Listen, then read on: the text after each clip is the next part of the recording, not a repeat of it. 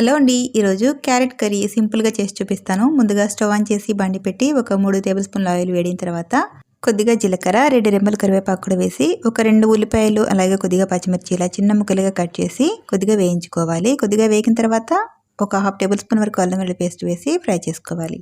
ఇవి చక్కగా వేగిన తర్వాత సన్నగా కట్ చేసుకున్న క్యారెట్ పీసెస్ వేసి తాళింపు అంతా కూడా కలిసేలాగా మిక్స్ చేసుకోవాలి. ఇలా మిక్స్ చేసి ఒక 5 నిమిషాల వరకు మీడియం మంట మీద మగ్గించేసుకోవాలి. 5 నిమిషాల తర్వాత ఓపెన్ చేసి టేస్ట్కి సరిపడా సాల్ట్, 1/2 స్పూన్ పసుపు, 1 టేబుల్ స్పూన్ వరకు కారం పొడి, ఇందులోకి కసూరి మేతి 1 స్పూన్ వరకు వేసి ఇదంతా కూడా ఒకసారి కలిపేసుకొని మూత పెట్టి ఒక 2-3 నిమిషాలు ఉంచేసుకోవాలి. తర్వాత ఓపెన్ చేసి కట్ చేసి పెట్టుకున్న ఒక 2 టమాటాలు ఇందులో వేసేసుకొని మిక్స్ చేసి ఒక 5 నిమిషాలు మగ్గించామంటే టమాటాలు మగ్గిపోతాయి. ఇప్పుడు ఓపెన్ చేసి 1/2 స్పూన్ ధనియాల పొడి, ఒక 1/2 స్పూన్ జీరా పొడి వేసి ఒక 2-3 నిమిషాలు ఫ్రై చేసుకుంటే ఎంతో రుచిగా ఉండే క్యారెట్ కర్రీ రెడీ అయిపోతుంది. మీరు ట్రై చేయండి. వీడియో నచ్చితే like and subscribe. Thank you.